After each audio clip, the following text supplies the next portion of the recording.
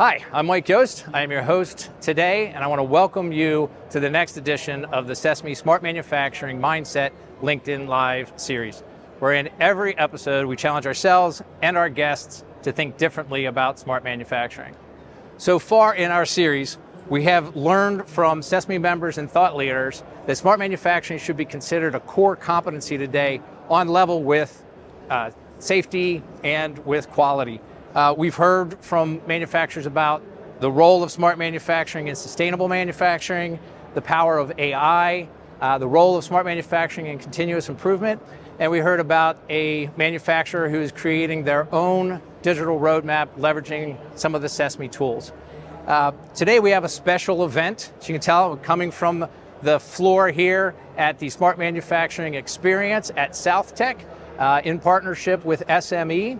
And today what we're going to be doing is replaying a session that was recorded yesterday on the topic of IT-OT convergence. It's a topic that's very popular. We get the questions all the time from people. And so the session was the end of the day yesterday during happy hour. Very relaxed conversation, very informative from Raytheon, Procter Gamble, SymphonyAI Industrial, ThinkIQ, and ACE Technologies, all talking about the challenges of IT-OT convergence and demystifying, getting after the truths and debunking the myths about what we face in this challenge. So while this session was recorded live, we are online right now through LinkedIn Live to take questions, interact with you, keep the conversation going. So we do encourage you to enter your questions, comments into the chat, and we will have some fun talking through this conversation. The goal with these sessions is always to help educate people, build out the ecosystem. We thank SME for the partnership in helping to build and deliver on these events that we hold. And I would encourage you that if you're not familiar with SESMII, if you don't know SESMII, please go to their website at sesmi.org, check them out through LinkedIn, learn about the research that they're doing, the projects that they're doing, the ecosystem they're building in partnership with SME through events such as this. And so with that, I would also encourage you to join us next month, November 28th, for the next edition of our LinkedIn Live series. And until then, I encourage you that when you think about smart manufacturing, think differently. All right, we're at the home stretch. Our last sessions, save the best for last, demystifying IT and OT convergence. And with that, I'd like to welcome up two guys, Mark Besser, General Manager of SymphonyAI Industrial, and Doug Lawson, CEO of ThinkIQ. Hi everybody, Mark Besser, as Jeff said, General Manager of Symphony Industrial. Good afternoon, everybody. The first thing I'd love to do is to invite the rest of the panelists up to join us. So the way that we're going to run this is a little bit differently to the other sessions that you've gone through today. Mark and I are going to kick off with a quick 20-minute presentation, really laying out the background for what is IT-OT convergence, and perhaps more importantly, what are the barriers that are preventing it from actually happening. Together, Mark and I have had the privilege of interacting with hundreds, if not thousands, of manufacturing companies, both on the IT side and the OT side. So whilst not practitioners, we have provided services and products into this space for decades. The people who really know what they're talking about, however, are our panelists who live this every single day. And I'm going to ask each to introduce themselves. Let's start off with Craig. Hi there, I'm Craig Egan. I'm with a company called ACE Technologies. I am the chief engineer, and I have been doing IT, OT, kind of slipstreaming between those two for almost 38 years, even though I am only 40. So mainly automotive focused. I've done a lot of work with almost all the auto manufacturers, but as of late, primarily Toyota. Super. So hi, everyone. My name is Jonathan Tan. I work for Procter Gamble, and my current role is Product Supply Digital Innovation Director, and looking forward to our discussion on IT-OT convergence. Hi everyone, my name is Abhijit. I'm from Raytheon Technology Research Center, so in the R&D environment. My background is in process control and monitoring, so don't have a whole lot of OT IT background, but I sort of like dabble with it due to the nature of the research that I do. Thank you. I'd like to ask for a show of hands and a little bit of a background here. I first had a conversation at least 30 years ago around IT-OT convergence back when I was working in nuclear power. And at the time, it seemed self-evident that A, it must happen for business reasons, and B, that it would happen pretty quickly. And the reality is most companies have struggled. What I'd love to get is a quick show of hands. Is there anybody here that represents a company that believes that they have mastered IT-OT convergence? If I could just have a quick show of hands from the audience. Mark and I were really hoping at this point in time that we would get at least 2 experts in the audience to come up and really share with us how you were able to do that. As I frame things up, it's at least 30 years that there's been a conversation going on about the need for the 2 worlds of IT and OT to converge. And the reality is they remain very distinct business practices, very distinct technical practices. And as we sat as a panel and we're sitting and saying, what do we really think the reasons are that have prevented this from happening? And I apologize, I've allowed my slides to get ahead of me here. We really looked and we said, there are a whole lot of myths. There's some deep cultural differences. There's some organizational challenges. There's change management challenges. And there are technological challenges that have prevented convergence from occurring. And we think that today we'll try to just touch on all of those and then have a conversation around the practical steps that can be taken in order to address them. So just quickly to frame up the landscape, we all talk about IT and OT.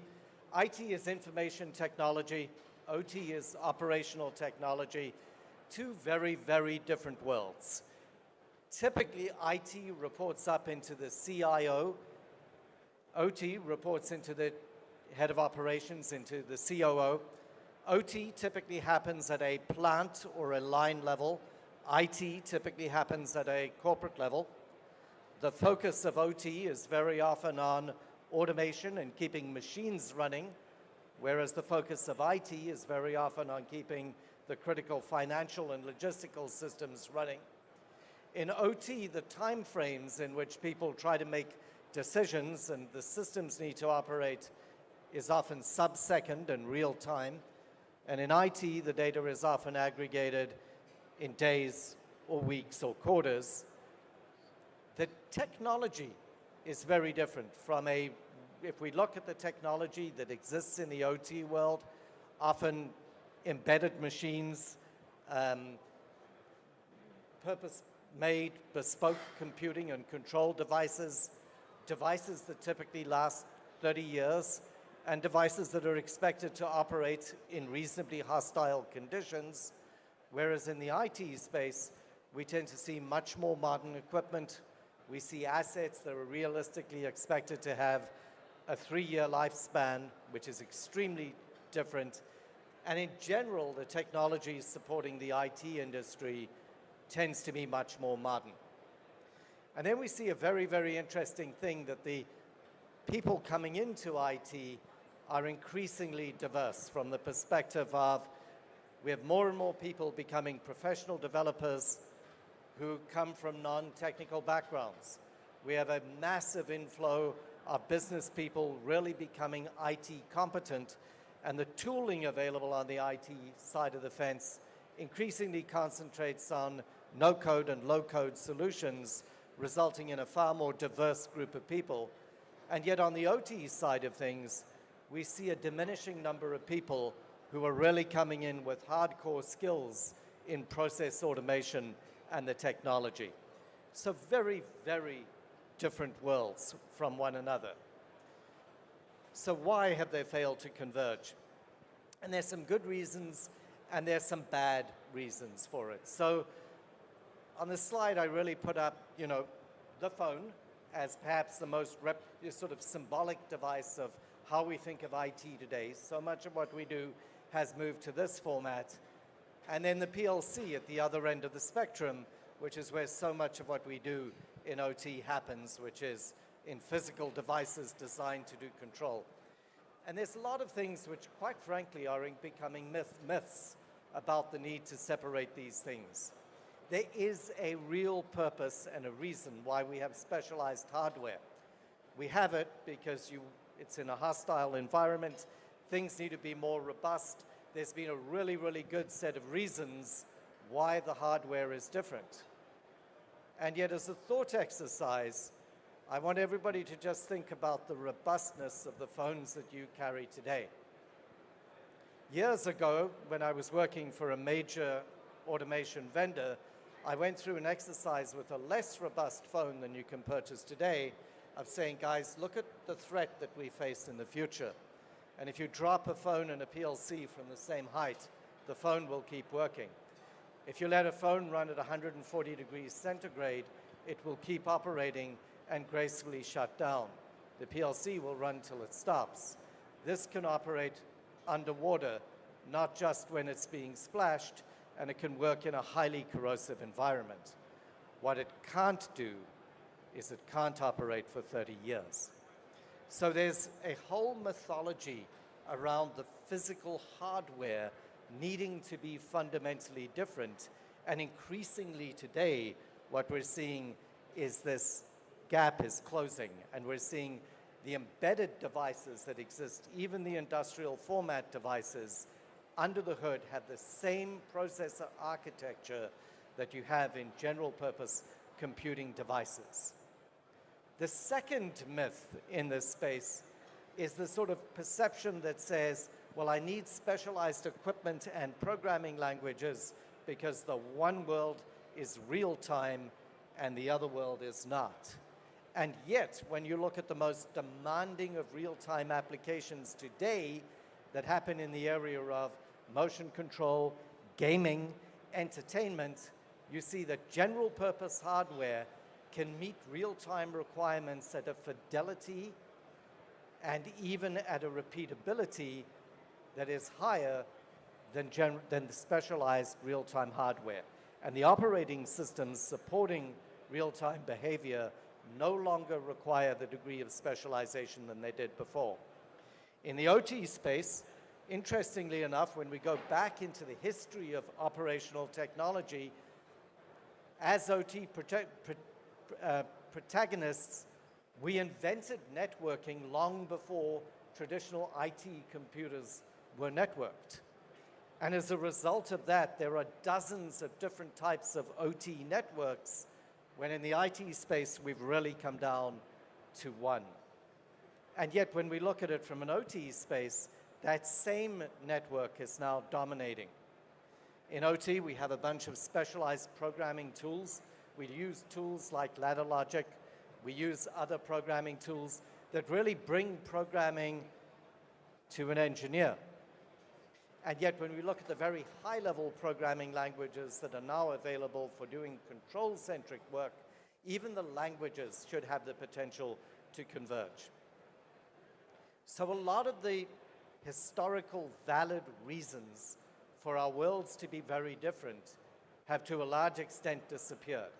Now, there are things where our world is still fundamentally different. Time series data is inherently different to transactional data. It has its own peculiarities. What the value of a scale measurement might mean if it's measuring the weight of materials moving across off a conveyor belt, where there's a constant value of the weight, is very different for a scale next door to it that's measuring the weight of each individual box as it passes over the line. They're both time series data, but they're treated very differently when you attempt to do analysis on that data. The mathematical domains remain very separate. In the time series domain, in the manufacturing domain, it's important to understand integration, calculus, rate of changes, integration, Laplace transforms, Fourier transforms, as we move data in the time domain to the frequency domain. And those mathematical skills are quite different to the mathematical skills that we typically see in the IT space.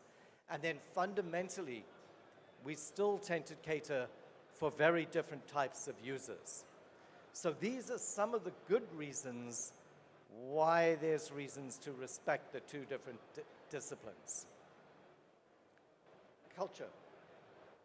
Perhaps more important than the physical differences between the two systems is the different cultures. It's credited to Peter Drucker that culture eats strategy for breakfast. I actually don't think he really made that statement, but what we see are two fundamentally different cultures in the IT and OT domains. The OT domain is really very much focused on serving a community of operators and keeping physical machines operating, whereas the IT community tends to be focused on users. So there's a very, very different cultural world that keeps the two communities apart. So enough from me, Mark. You know, as we break down and we take a look at some of these, one, it's not going to be an exhaustive list, but two, really, what are some of the challenges that are keeping this isolation still happening today?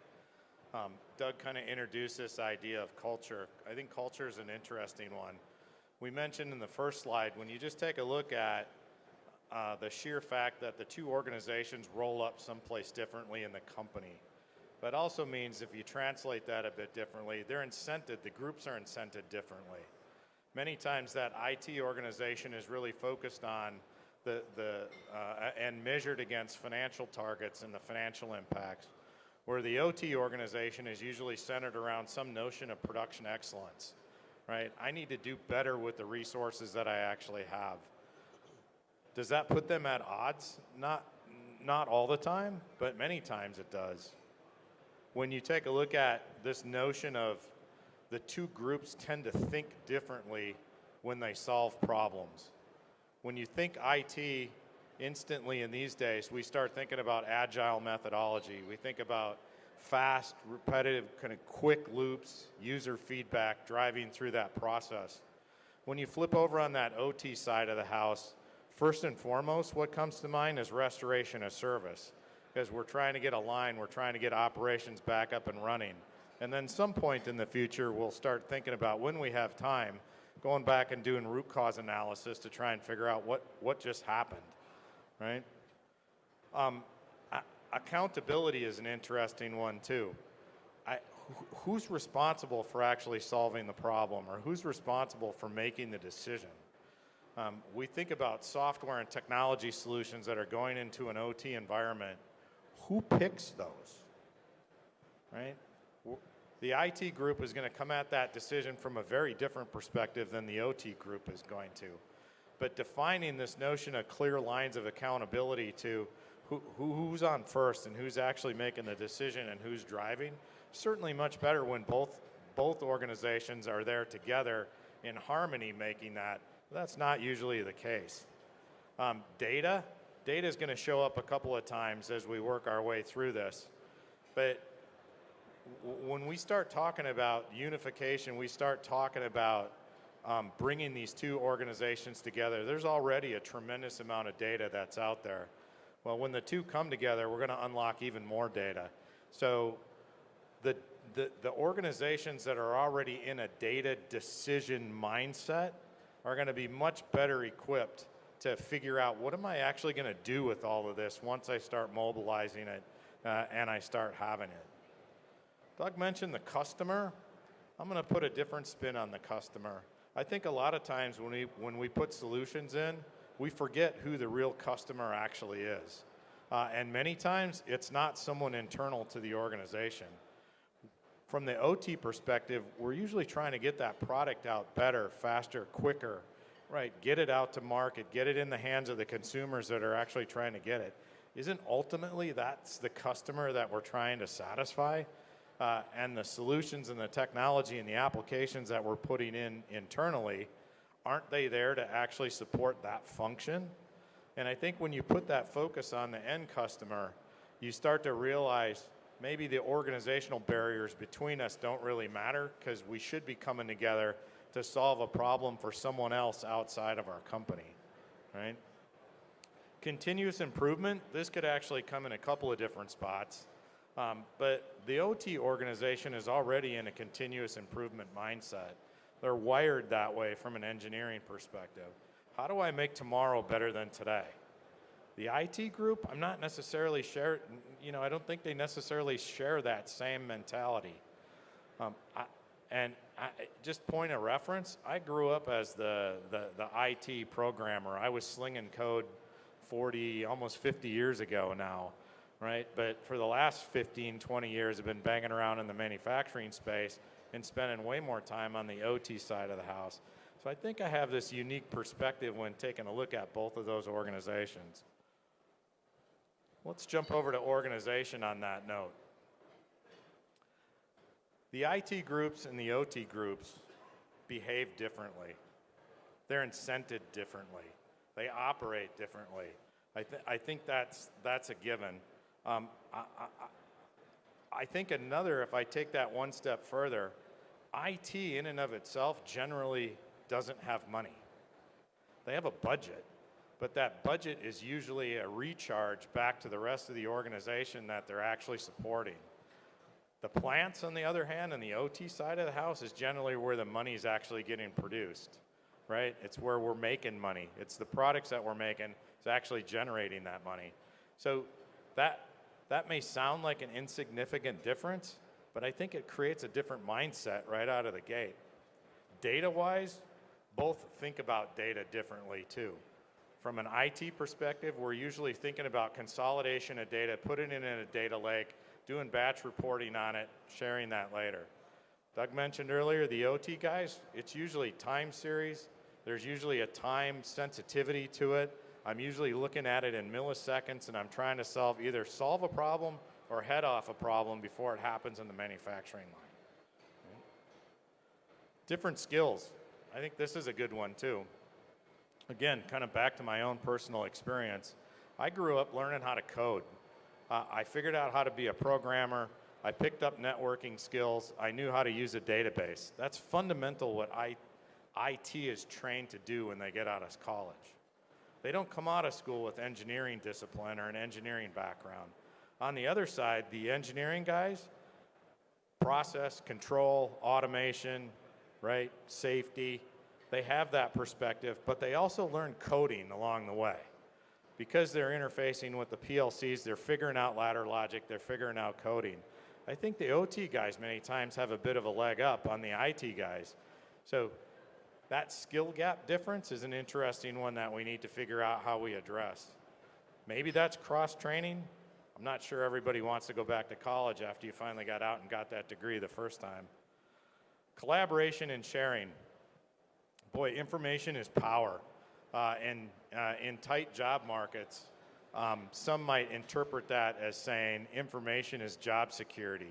So if I know how to do something, I know how to work a machine, I know how to work a line, I know where the hammer needs to hit the nail to make sure that we keep producing the product. Do I want to share that? Boy, you should if we all want to get better and we want to get smarter as a collective. But the reality is I may look at that as that fundamentally is my job security. So breaking down that mindset to more of a collaborative and sharing, one of the challenges. And what does win look like for both sides? I use a classic kind of strategic sourcing example. I was fortunate enough to have a relationship with one of my vendors where I could actually just call him on the phone and say, Gary, what do you need from an organization perspective to make this contract a win? And here's what I need, and we can figure out how to get to the middle quickly and actually get it done. Right? I don't think we spend any time thinking about that when we're tackling problems together out in the field. What does a win mean for the IT organization? What does it mean for the OT guys? Change management. This is a big one. There's tons of systems and solutions and applications and technology out there that just never get adopted. Why is that? I'm a big believer that we all have an inherent desire to be better. We all want to get better and do better and make tomorrow a better than today kind of a circumstance or event. The challenge to that, or the offset to that, this ability and desire to improve, is usually held back by our ability to absorb change. I want to go drive a new car. Doug has a Tesla, I don't. The first time I had an opportunity to drive a Tesla as a rental car, I got in it, I sat down, I couldn't figure out how to turn it on, and I had no idea how to put that thing in gear. Now, I would love to have one, but I couldn't figure out how to make it work. My ability to embrace that change was instantly limited, right? So change management, that competing force, when you think about the amount of change we're going to drive into the plant from a solution perspective, or change how an operator or someone on the floor actually does that job, fundamentally is going to be the limiting gate to how quickly we can actually move through that process. Technology. Technology gets all the press and play, and I'm going to skirt through this quickly so that we can actually get to the panel. But first of all, recognize that the IT organization, the OT organization run on different sets of standards. They're measured differently, they operate differently, industry definition of standards is different. Does that put them at odds? Not always. Is that harmonious? Not usually, right? But recognize that we're being measured differently, not only internally but externally, on how we actually do our job.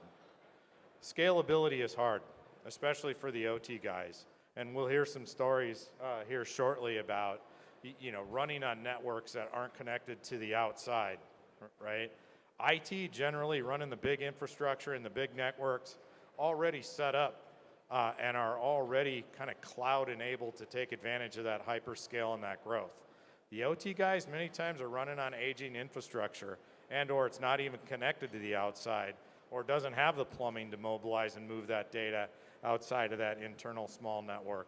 So scalability becomes a challenge for the OT guys. Security gets a lot of play.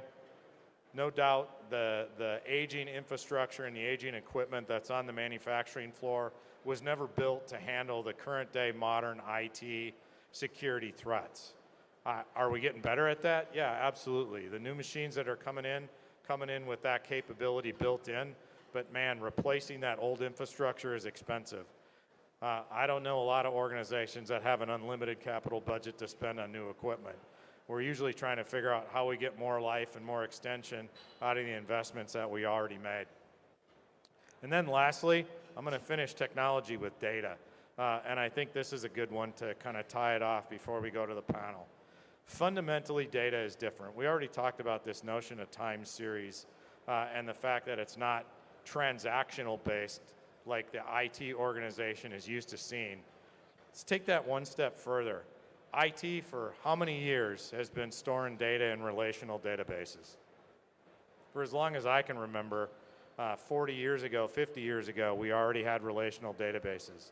Those relational databases already instantly start to establish this notion of context, right? What is the relation between multiple data streams that are going to make that stream more valuable to me when I'm extracting that and using it later? On the OT side of the house, we're pulling, and on the IT side of the house, we're talking about databases, we're talking about tables, and we're talking about field names. When I flip over on the OT side of the house, I'm pulling data from registers. I'm pulling data from that PLC. I'm pulling tag names, or I'm pulling tag values, and I'm trying to figure out, what am I actually going to map that to, right? One, can I even use it in the way it just came out? Do I need to do something to it differently? Do I need to manipulate it somehow?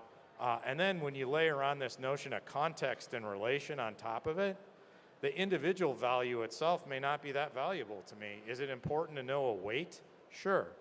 Is it more important to know the unit of measure that goes along with that weight?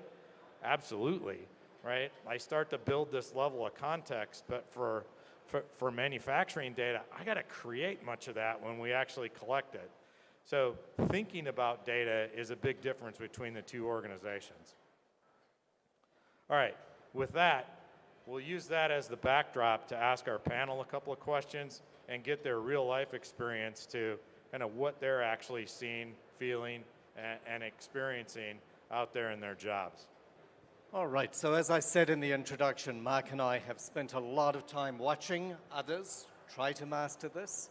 Let's talk to people who live and breathe it. I'm very interested, A, in your perspective as to our read on this, but more importantly, I would love to get each of you to tell us about your experiences living in these worlds of IT and OT every day. Craig, let's start with you. Well, first off, that picture is like 30 years old of me, so thank you for picking that.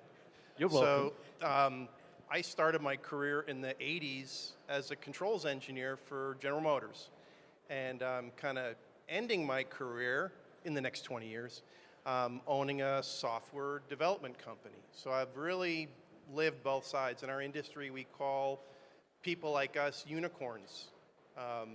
Most of our company, we've tried to be unicorns for a long time because it's a really interesting place to be.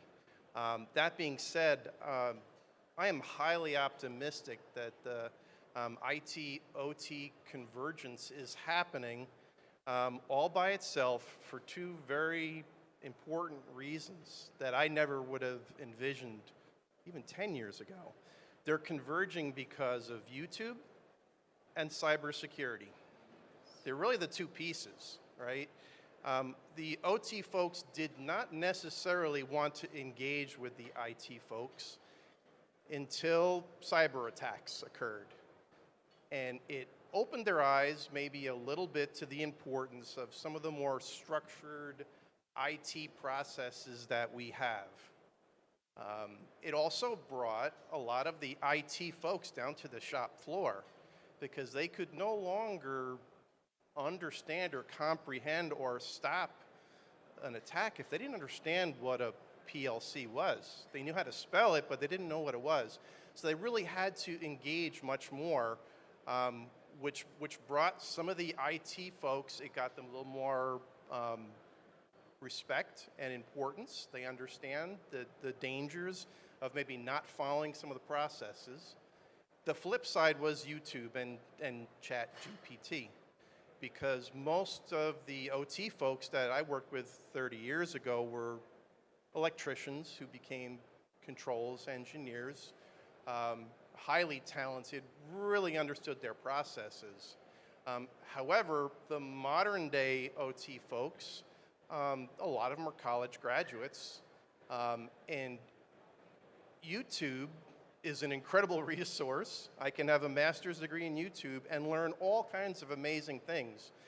Or I could open up a ChatGPT session and say, I have an Omron PLC.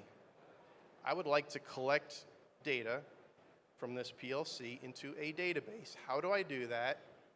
In Python. Hit the enter button, and it will generate code. It literally will generate code, and as a programmer, I look at it and say, wow, that's about 75% there. It'll actually work, right? So the OT folks are becoming a lot more techno-savvy. The new products, we used to, OT products, we told the vendors, we want someone that be able to just push a button, and I don't want to have to write code, I don't want to have to write script. That's a whole lot different now. People want to know, where can I write my script? Where can I write my Python code? OT folks are much more techno-savvy, and they're understanding things like Scrum, agile development. So they're getting smarter and smarter. These two sides are joining not out of desire, but out of necessity. There's no other way. We all need to be unicorns. So I think I'm going to put this down now and have some of my beer. Jonathan, Okay, sure, I'll go next. So my unicorn story is that 27 years ago, when I was a new hire at Procter Gamble, one of my first assignments, I learned how to use LabVIEW, and I had to go down to the factory floor every day to extract my data out of an OT computer with a 3.5-inch floppy disk. And that's what I needed to do my project. So dial ourselves all the way to today, 27 years later. At P&G, what the landscape looks like is we believe we made some major breakthroughs in the last year on this whole IT-OT question.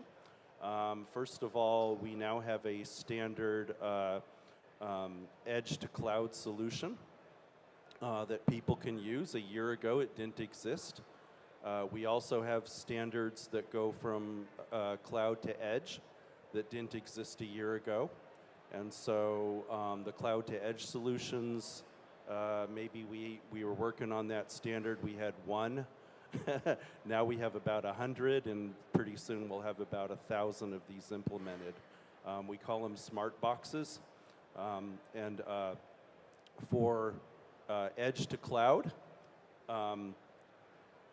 it's a game changer as well, because as I look through the content of this problem statement, a lot of the difficulty is bringing vendors in. And when vendors have to navigate a company's infrastructure, it's a whole lot easier if we already have some standards in place for how that will work when vendors now can come create solutions with us. So what I'm seeing evolving is something different that's now seeming to take place. Instead of the battle being between OT and IT, I see a different kind of tension, and that tension is more around you've got the enforcers of standards versus those who want to innovate.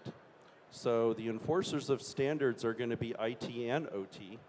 Those who want to innovate are wanting to create new solutions to take advantage of the infrastructure. And one of the challenges that I see there is, we're going to see more of this in our company at least, is the concept of a bus. In electrical engineering, there's this concept of a bus.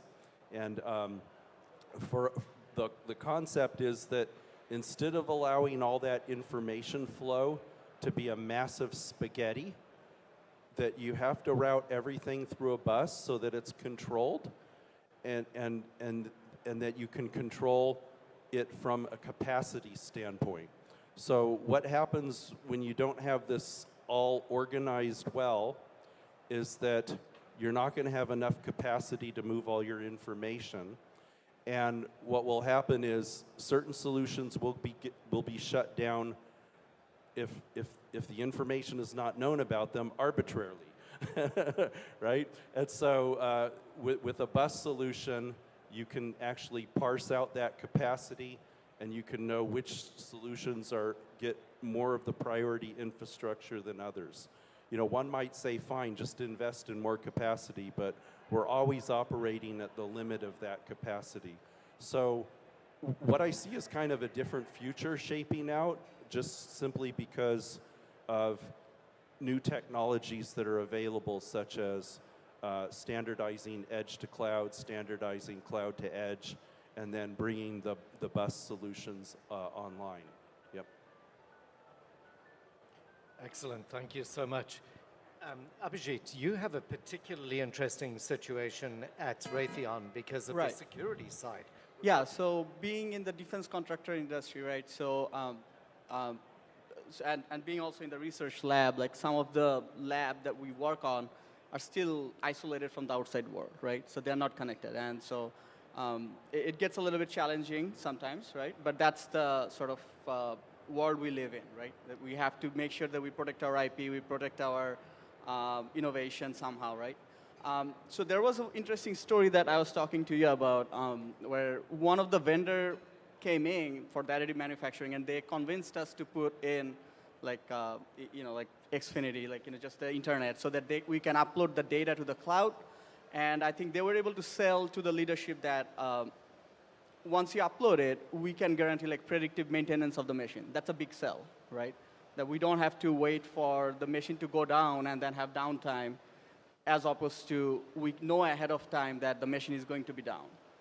So from that knowledge, I think, on this topic, it may seem irrelevant, but actually I think the value proposition of OT-IT convergence has not been clearly communicated, right? So for engineers like us who dabble into the OT world more, it is clear.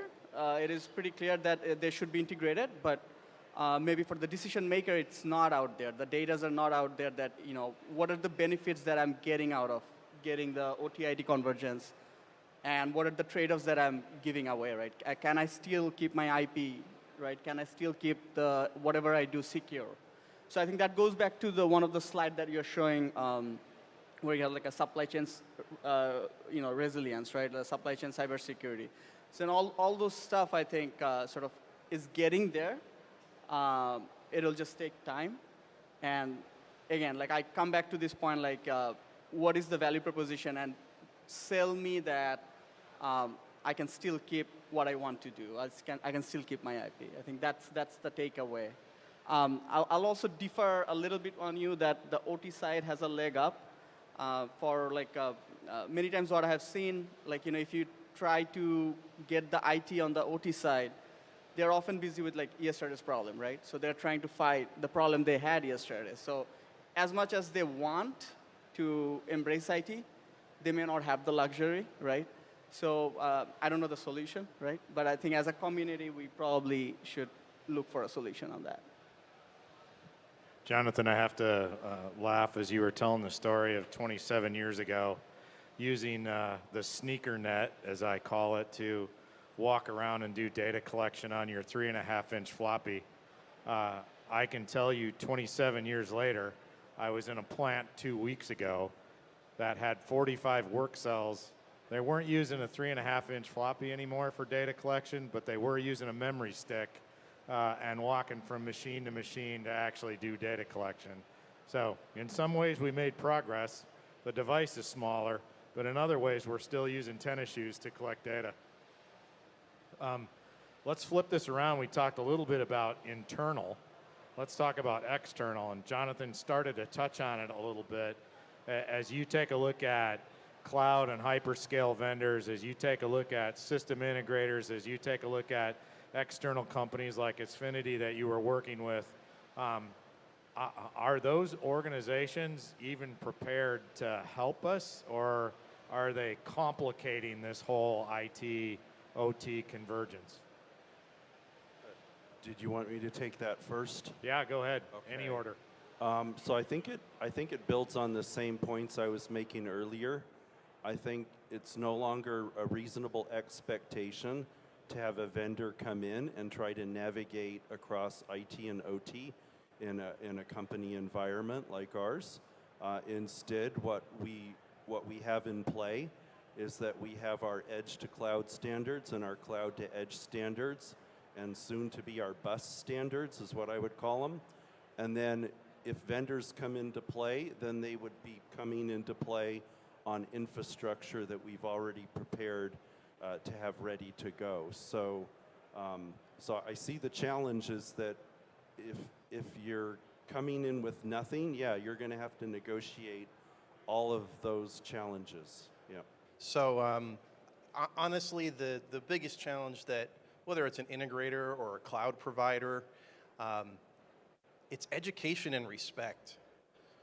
The cloud vendor that comes in wearing a suit, and he's going to talk about hyperscale technology, and he's going to talk about data compression, he's going to talk about algorithms, but does not have the education about the equipment, loses credibility.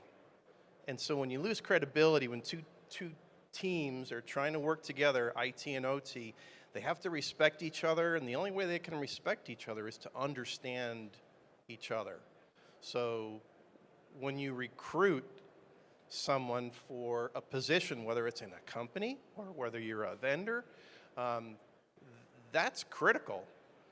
You know, you have to be able to speak the language of both. And it's hard because it was not very elegant to get a college graduate to learn PLC programming. They just didn't find it very exciting. 10 years ago, it was a killer. We just couldn't find them. It is a little bit different now because it's kind of exciting, right? We're at a very interesting moment with, you know, this Industry 4.0, 5.0, whatever you want to call it. You're a young person. You want to be on the cutting, you want to learn something new. You can say, wow, this is very exciting. These things are transforming right before our eyes. That being said, you cannot learn half the language anymore. You cannot be an IT person in our industry and not also understand controls. And you can't be a controls engineer and not understand software. You can have your expertise and your niche. If you don't walk in with both, you will not be successful. Yeah, I think education is the key aspect of it, right? And then from the industry perspective, I feel like, you probably pick like a demo site and say that this is where we're going to demonstrate what is the benefit of OT and IT, and so that we can keep the downtime minimum and keep going with our production, but still at the same time learn something from this beautiful OT IT convergence, right? So it really comes down to the education. I agree with both of them. All right, gentlemen, last question before we let people enjoy the rest of their day. We're at a SESMI hosted event. I have found many of the conversations today absolutely fascinating. What I'm very interested to hear from each of you are the efforts that SESMI is trying to do with Industry 4.0 advancement, with smart manufacturing, and with their smart innovation platform. Are they helping? And what more can SESMI do to help make IT, OT convergence happen and provide business benefit? Craig, let's start with you. So, although it's an extremely hard concept to understand, which really is, right? Anything new and innovative is very hard to understand. What SESMI is doing is a game changer, something that I haven't seen since, again, I'm going to go back 25, 30 years. You know, when OPC came along, right, all these products used to differentiate themselves by, I've got 25 drivers to devices. Well, GE's got, 50. We would purchase products based on the things they could talk to. And when we convinced everyone in the world to say, we should no longer do that, that just because that person can communicate with a device doesn't make their software better or worse, to abstract that away changed everything. So, you look at what SESMI is trying to do and say, if we all could adopt this concept, imagine, if we're thinking about models that we're exchanging. And I just was having this conversation, trying to explain to it, imagine if, the Danley Corporation, who makes a press, is trying to differentiate themselves. And a company's buying that press, and Danley says, my press is great, but I've already adopted, I understand this universal model that you and General Motors and Ford and all the vendors are agreeing. We've all agreed this is the right thing to do. We're going to speak a common language. We can still charge, right? I'm not saying that the company can't still make money by providing data, in a more, contextual way, in a model that we all understand. But we're going to take, and we're all going to be able to speak the same language. And that concept is really, I mean, if you've watched some of these SESMI presentations and you've done like an hour, then you haven't, it takes more than that to really absorb. I mean, I've listened to many over and over and over again, and you've got to really understand how amazingly, different the world is going to be. It's only a matter of time, right? I mean, everyone understands the value and the power of this, but once we start adopting and showing the value, that companies can still make money. We're not talking about, removing a company's ability to have proprietary secrets. We're just saying you all got to communicate with each other in the same language. And by doing that, the world will change, hopefully before I retire. Sure, I'll take the question next. So just for some perspective, again, talking about the 27-year journey. So one perspective I have is to think about this in layers, right? So at one layer, we have PAC-ML standards. Then on top of that, we have universal PAC standards. Then on top of that, we have OPC UA standards. And then on top of that, we have SESMI Smart Profile data standards. And there's actually some levels that probably will go on top of those too in the future, such as ontologies and as well as data engineering. And then maybe on top of that, we have a lot of discussion of artificial intelligence, which, by the way, all this stuff needs to be built on the right infrastructure. So if we dial ourselves all the way back to view the history of things like PAC-ML, in P&G, we don't have 100% adoption of PAC-ML. So we'll investigate, hey, why did we execute this project without PAC-ML standards? And what we find out is that in the heat of the battle, a project team has to move fast with the vendors they have and the integrators they have. And yes, what we have right now doesn't have PAC-ML standards, but we have to go because what's important is speed for this project, okay? So these sorts of things have to be done outside of the heat of the battle. So SESMI Smart Profiles is something that, just like PAC-ML, it's going to be something that we have to start and do, but we'll all have to do it as a community outside of the heat of the battle, meaning that we'll have to get ahead of this and make purposeful choices to pursue this approach. You know, whether we saw this week, we saw some advances getting ready for robotics to be a place where this is applied first in that area. But also, everything Jonathan Wise was showing in his presentation when he talks about ontologies and graph structures of data, that's all going to be needed to do this. So we can no longer live in the world of, you know, simple relational databases or flat data tables to build this world. So one of the things for P&G is we're here. We are true believers in this future with SESMI and all the other partners of SESMI. And, you know, we're here to participate and figure out how to bring this future to life. Yep.